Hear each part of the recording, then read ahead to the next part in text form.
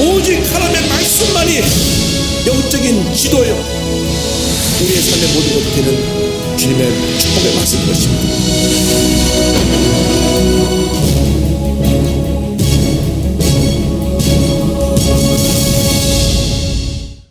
오늘 로마서 6장 말씀 가지고 그리스도와 연합한 자, 이것은 제목으로 말씀을 나눕니다. 예수를 믿으면 신분이 바뀝니다.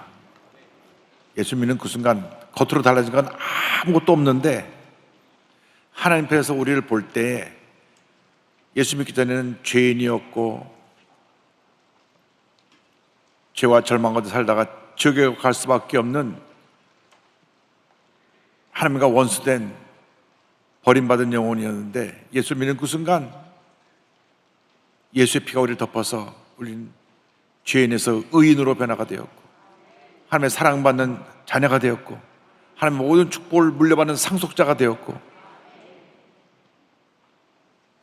일생이 하나님의 은혜 가운데로 인도함을 받는 복받은 인생으로 바뀌게 된 것입니다. 예수 믿고 나서 우리 가슴을 펴고 살아야 됩니다. 나는 복받은 하나님의 자녀이다. 하나님께서 나와 함께 하시니 잘 될 수밖에 없다. 이 세상 그 누가 나한테 뭐라 그래도 주님이 나와 함께 하시고 주님이 나를 통해서 역사하시고 주님이 영광을 받으신다. 그래서 우리는 예수 믿고 나서 죄인이 아니라 의인이 되었고, 이제는 성도의 삶을 살아간다. 의인된 성도의 삶에 대해서 6장 1절 2절을 다 같이 보겠습니다. 그런즉 우리가 무슨 말을 하리요? 은혜를 더하게 하려고 죄에 거하겠느냐? 그럴 수 없느니라. 죄에 대하여 죽은 우리가 어찌 그 가운데 더 살리려?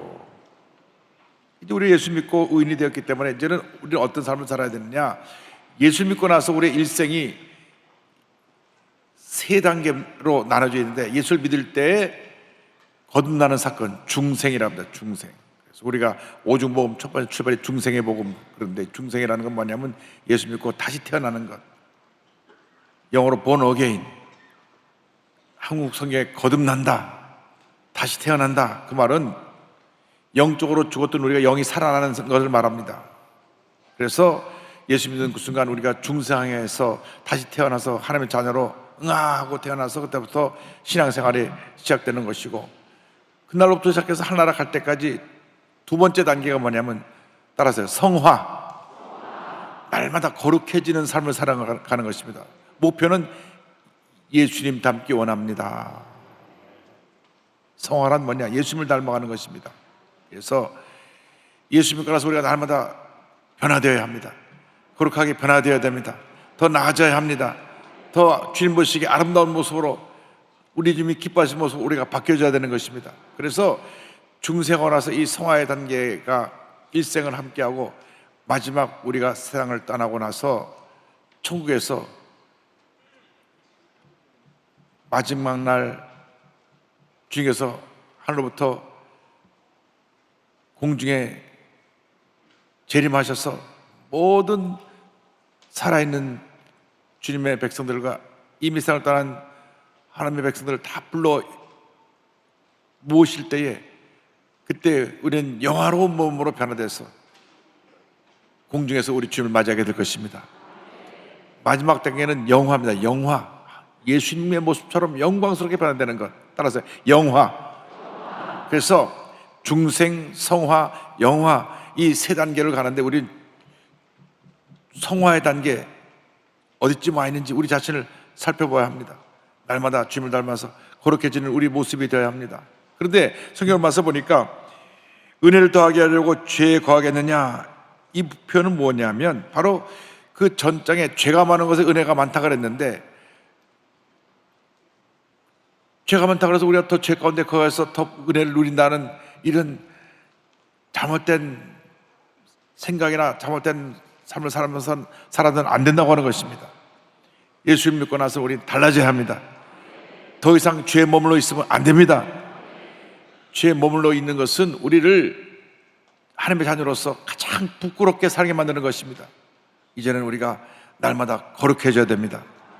거룩해지기 위한 방법을 오늘 사도 바울이 우리에게 전해준 것이 바로 그리스도와의 연합입니다. 그리스도와의 연합, 주님과 하나 되는 것. 따라서 그리스도와의 연합. 주님과 나와 하나가 되어야 됩니다. 예수를 믿고 나서 내 삶의 주인이 바로 예수님이십니다. 내가 주인이 아니라 예수님이 나의 주인이 되셔서 내가 살아도 주를 위하여 살고 죽어도 주를 위하여 죽는도다. 자나깨나 안전하사나 내 속에서 주님만이 존귀해 되시고 주님만이 높음을 받으시고 주의 뜻이 이루어지길 원합니다. 이것이 그리스도인들의 삶인 것입니다. 내가 하는 것은 아직도 주님 보시기에 멀었습니다. 내가가 없어지고 주님이 해야 인정받는 삶을 살아갈 수 있게 되는 것입니다. 그래서 성화라는 건 뭐냐? 내가가 사라지고 주님이 내 삶의 주인을 되셔서 나를 다스리는 것이 성화입니다. 그게 거룩해지는 겁니다. 갑자기 내 성격이 조용해지고 얌전해지고 그것이 성화가 아니라 예수님의 모습을 닮아서 생각하는 것이나 말하는 것이나 행동하는 것이나 예수님의 모습이 나타나는 것이 그것이 바로 성화입니다. 늘 자기 감정을 못 이겨서 성질을 부리고 소리치고 밤낮 부부싸움하고, 그런데 보니까 주일날 성경책을 들고 교회를 가요. 그러니까 이웃 사람들이 말합니다. 저 사람도 예수 믿어? 이것은 성화가 덜 된 사람의 모습입니다. 예수 믿고 나서는 옛날에 그랬을지 몰라도 이정은 지나간 것입니다. 그래서 그러한 내 모습이 바뀌려면 주님과의 연합, 근데 주님과의 연합의 모습을 상징적으로 보여주는 것이 바로 침례입니다. 침례 영적 의미에 대해서 설명을 하는데 3절로 5절을 다 같이 보겠습니다. 무릇 그리스도 예수와 합하여 침례를 받은 우리는 그의 죽으심과 합하여 침례를 받은 줄을 알지 못하느냐? 그러므로 우리가 그의 죽으심과 합하여 침례를 받음으로 그와 함께 장사되었나니 이는 아버지의 영광으로 말미암아 그리스도를 죽은 자 가운데서 살리심과 같이 우리로 또한 새 생명 가운데서 행하게 하려 함이라. 만일 우리가 그의 죽으심과 같은 모양으로 연합한 자가 되었으면 또한 그의 부활 같은 모양으로 연합한 자도 되리라. 수요 예배 나오신 분 중에 침례를 안 받으신 분은 한 분도 안 계시겠죠. 침례는 예수를 믿는 사람이 반드시 받아야 되는 주님이 제정하신 예식입니다. 교회에서 정식적으로 지켜야 될 두 가지 예식인데 하나는 침례고 하나는 성찬입니다. 예수님이 친히 성찬은 내가 올 때까지 계속 기념해서 이 성찬을 지켜라.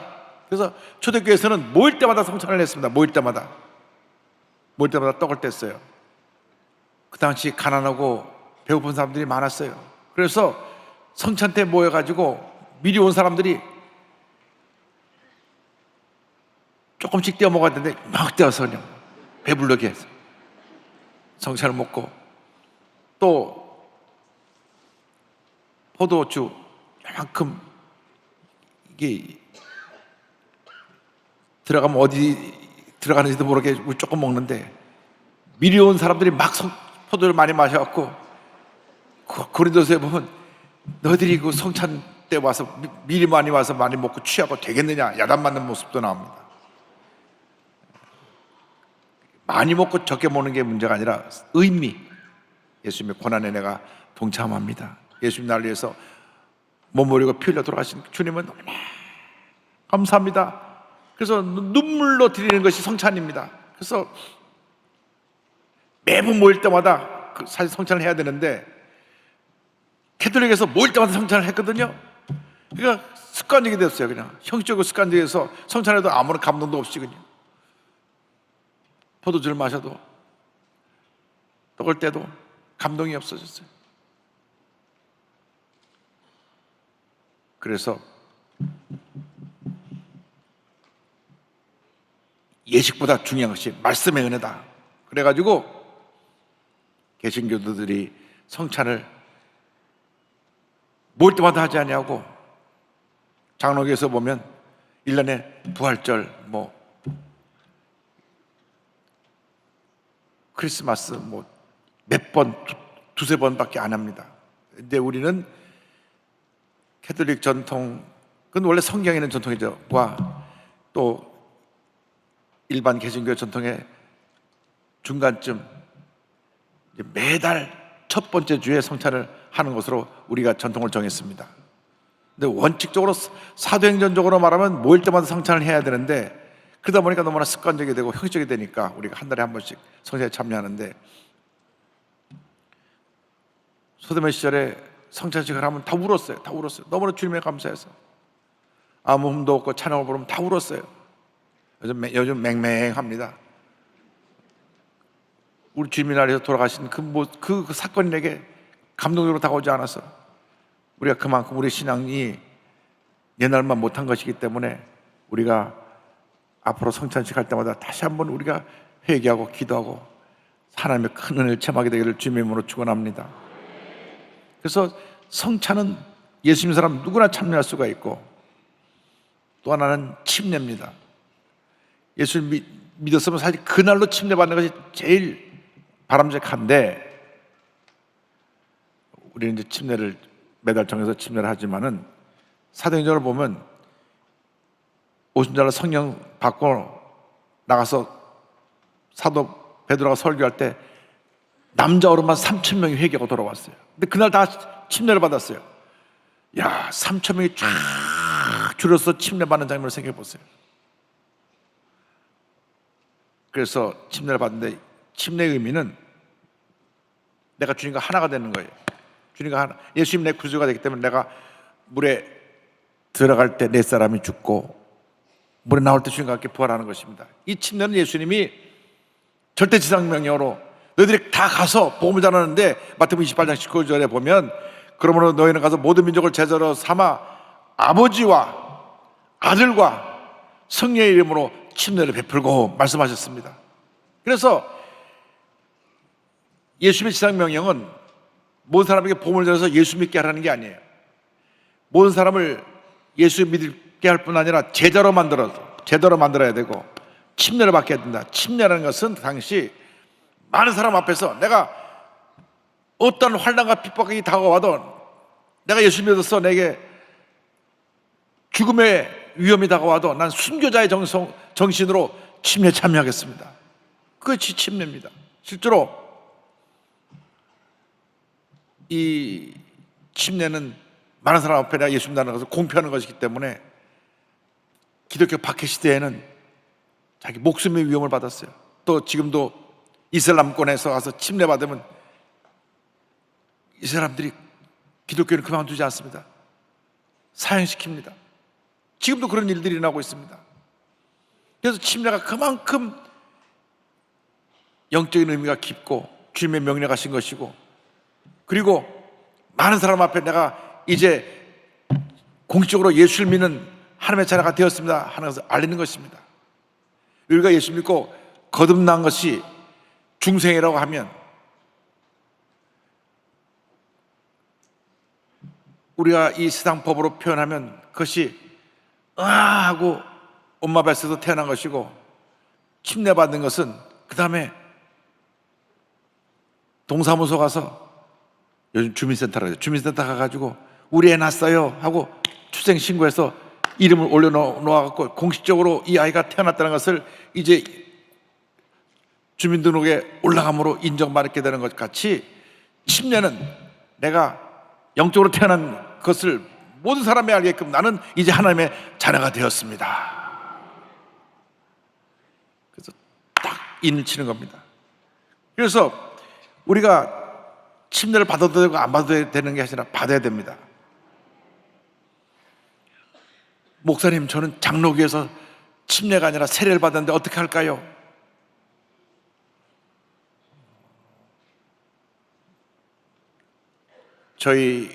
제가 미국에서 박사과정을 할 때 슬로얀 박사라고 신약학 박사님이고 유명한 교수님이신데, 우리나라 신성종 박사님, 목사님도 그분이 논문 지어서 박사를 받게 한 분인데, 제가 물어봤어요.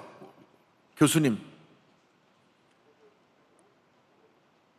장로교에서 루터교에서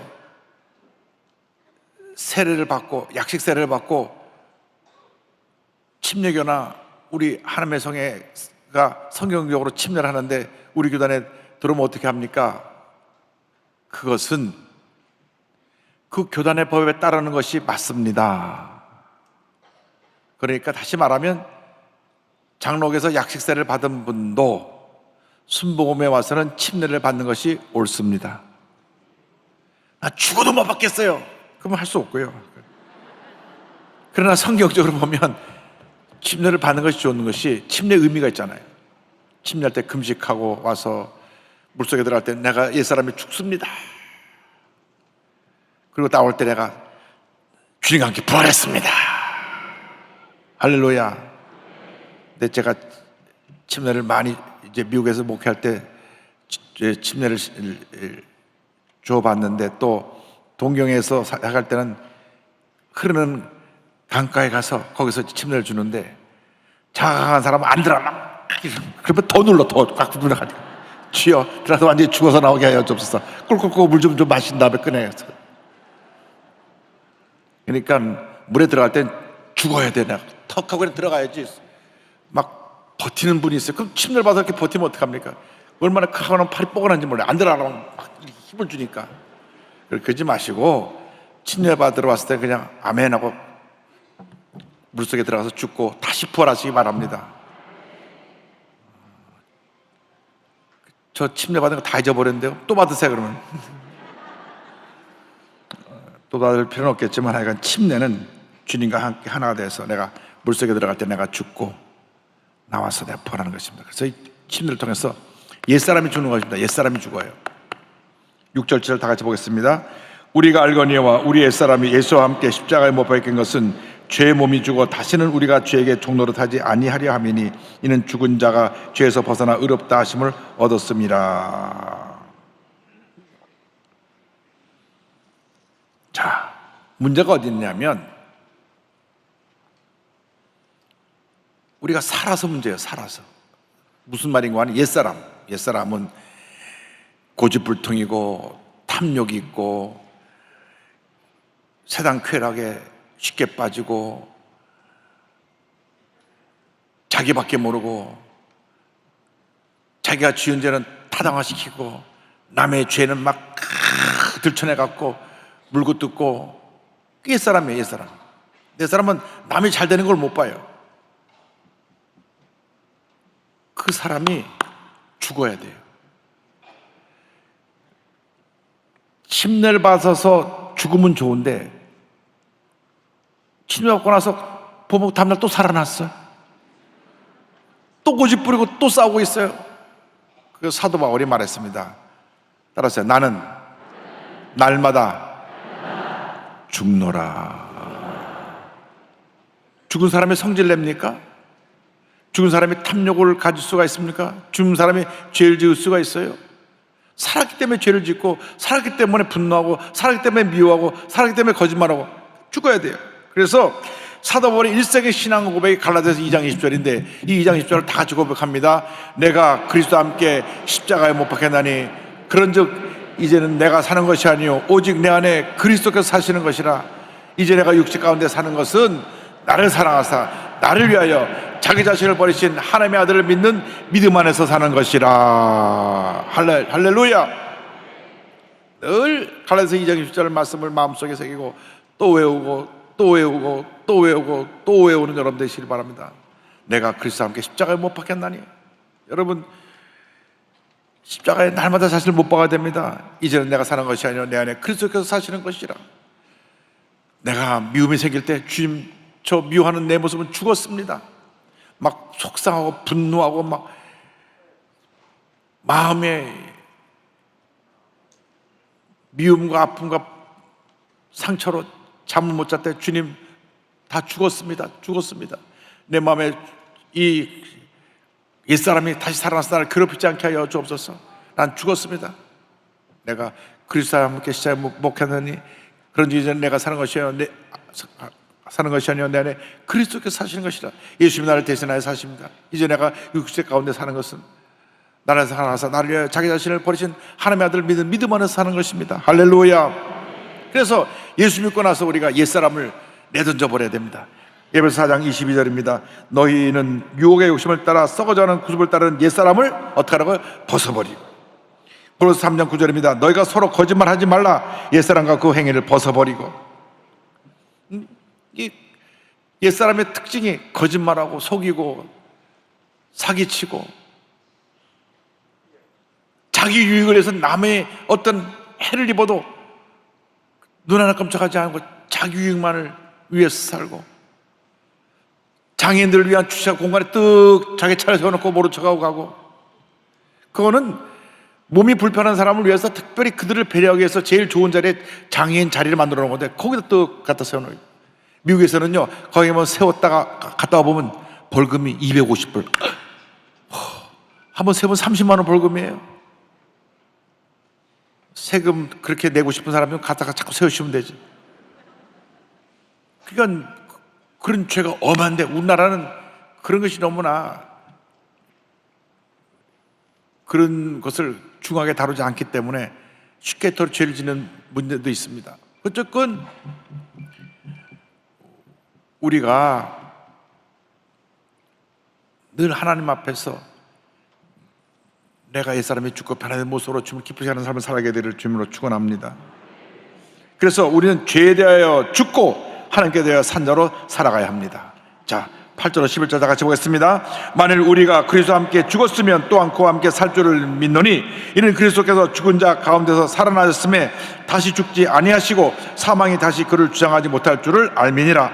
그가 죽으심은 죄에 대하여 단번에 죽으시며 그가 살아계심은 하나님께 대하여 살아계심이니 이같이 너희도 너희 자신을 죄에 대하여는 죽은 자여 그리스도 예수 안에서 하나님께 대하여는 살아있는 자로 여길지어다. 다시 한번 앞에 있는 내용을 총정리해서 다시 사도 바울이 말씀해 주고 있습니다. 그것은 재차 강조하고 또 강조하고 또 강조하는 것은 우리가 그렇게 살지 못하기 때문에 그렇게 살라고 강력하게 권면의 말씀을 주고 있는 것입니다. 그래서 우리가 예수님과 함께 연합해서 옛사람이 죽었으니까 다시는 죽은 모습이 살아나서 죄를 짓지 말고 이제는 부활해서 주님과 함께 새 사람이 되니까 새 사람의 길을 걸어가라. 더 이상 죄가 너를 다스리지 못하게 하라. 그래서 우리가 육신을 입고 있는 동안 죄와 싸워야 되는 것입니다. 나사렛 예수의 명언이 죄의 생각은 떠나가라. 미움과 분노와 원망과 불평과 모든 부정생각은 떠나가라. 세상적인 모든 잘못된 모습은 다 떠나갈지어다. 그래서 이 죄를 물리치고 성령의 은혜 가운데 우리가 주님과 동행하는 삶을 살아야 됩니다. 주님 나와 함께 계신다. 주님 부활해서 주님이 나를 다스리신다. 나의 삶의 주인은 예수님이시다. 자나 깨나 앉아나 사나 오직 주님만이 영광 받으시기를 원합니다. 주님께서 나와 함께 하셔서 내 생각을 바꿔주시고 내 말을 바꿔주시고 내 행동을 바꿔주셔서 주님의 은혜가 충만케 하시고 주님의 은혜로 승리하는 삶을 살게 하여 주옵소서. 우리 주님이 가장 기뻐하시는 모습으로 살아갈 수 있도록 은혜 내려 주시옵소서. 그래서 여러분의 삶의 가장 큰 기쁨이 우리 주님을 섬기는 것이 되기를 바랍니다. 그것이 여러분의 기쁨이 되고 여러분의 삶의 목표가 되고 삶의 만족이 되면 일생이 행복합니다. 그러나 내가 내 만족으로 살면 늘 만만 것이 허전하고 나라는 것 때문에 내가 늘 상처를 받습니다. 내가 하다 보니까 내가 잘 나가면 사람들이 다 뭐라 그러잖아요. 자꾸 물고 뜯잖아요. 우리나라 참 잘못된 속담이 사촌이 땅을 사면 배가 아프다. 왜 배가 아파요? 가서 축하해 줘야지. 남이 잘 되는데 왜 더군다나 사촌이 잘 되는데 배가 아픕니까? 요즘 부동산 값이 많이 올라가고 사촌이 땅을 사면 설사한다는데 그러지 말고 정말 우리가 잘 되는 사람은 축복해 주고 그 다 옛사람의 잘못된 모습이에요. 다 버려야 되고요. 이제는 서로가 우리 예수님 사람끼리 서로 덕담하고 서로 잘되게 하고 서로 칭찬하고 서로 용서하고 서로 사랑하고 화목하고 하나 돼서 위대한 하나님의 나라를 우리 마음에 건설하고 이 교회 가운데 건설하고 이 대한민국에 건설하는 여러분 모두가 되기를 주님의 이름으로 축원합니다. 여러분 새 사람이 되었습니다. 새 사람이 되었습니다. 위대한 하나님의 사람이 되었습니다. 이제 것은 지나갔으니 보라 새 것이 된 것입니다. 더 이상 죄와 사망의 권세가 나를 다스리지 못합니다. 예수님이 나의 주인이 되셔서 나를 다스리십니다. 그래서 주님과 함께 한평생 복되고 주님의 주신 은혜로 기쁨 감사 넘쳐나는 삶을 살아가는 여러분 모두가 되기를 주님의 이름으로 축원합니다. 기도하겠습니다. 사랑과 은혜와 자비가 원하신 하나님 아버지, 예수 믿고 복된 하나님의 자녀가 되었습니다. 일생 살아가는 동안 옛사람을 내버리고 새 사람으로 변화되어 오직 하나님 영광을 위한 삶을 살아가는 저희 모두가 될 수 있도록 은혜 내려 주옵소서. 예수님의 이름으로 기도 올리옵나이다. 아멘.